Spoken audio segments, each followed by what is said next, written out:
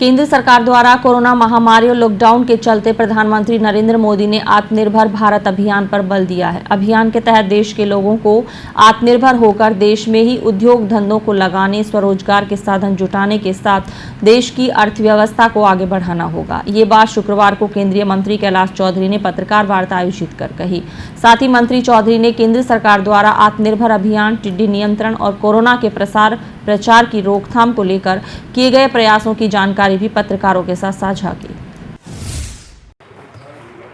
आज जो हमारा आत्मनिर्भर भारत, जो हमारा एक लक्ष्य है कि भारत आत्मनिर्भर बने, इस दिशा के अंदर प्रधानमंत्री जी ने जो देश को आगे बढ़ाने का संकल्प लिया है, तो निश्चित रूप से पिछला जो 1 साल का कार्यकाल रहा वो ऐतिहासिक कार्यकाल रहा। इस 1 साल के कार्यकाल के अंदर कई महत्वपूर्ण फैसले हुए। महामारी संकट से लड़ने में महत्वपूर्ण भूमिका निभा रहा है, बल्कि एक महत्वपूर्ण भारत की पहचान भी बनाता जा रहा है।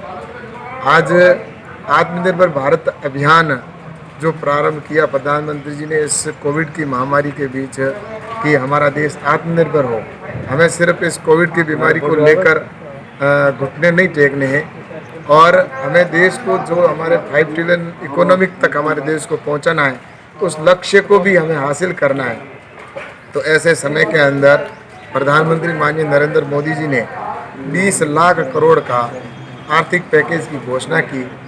अफगानिस्तान और पाकिस्तान के रास्ते भारत की सीमा में आती है, उसके निरंतर भारत सरकार ने प्रयास किए। राज्य सरकार को भी 14 करोड़ रुपए की सहायता दी है, ताकि वो भी अपने इक्विपमेंट स्थापित करके और ट्रैक्टर से स्प्रे करके, और 800 करोड़ रुपए 800 ट्रैक्टर की परमिशन दी है।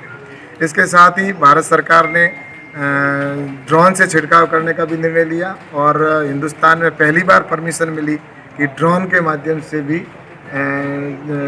इस टिड्डी का छिड़काव हो, स्प्रे छिड़काव करके टिड्डी को मारे।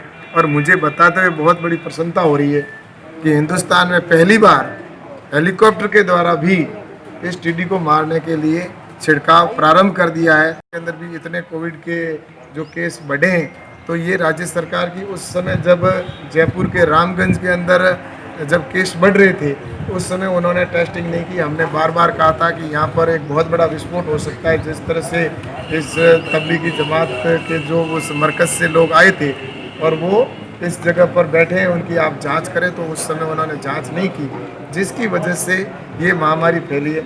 मैं तो ये सोचता हूँ कि प्रधानमंत्री जी माननीय नरेंद्र मोदी जी ने जो लॉकडाउन का निर्णय उस समय लिया था, उस समय जो लॉकडाउन का निर्णय लिया था, वो 21 दिन के अंदर ही ये चैन टूट जाती।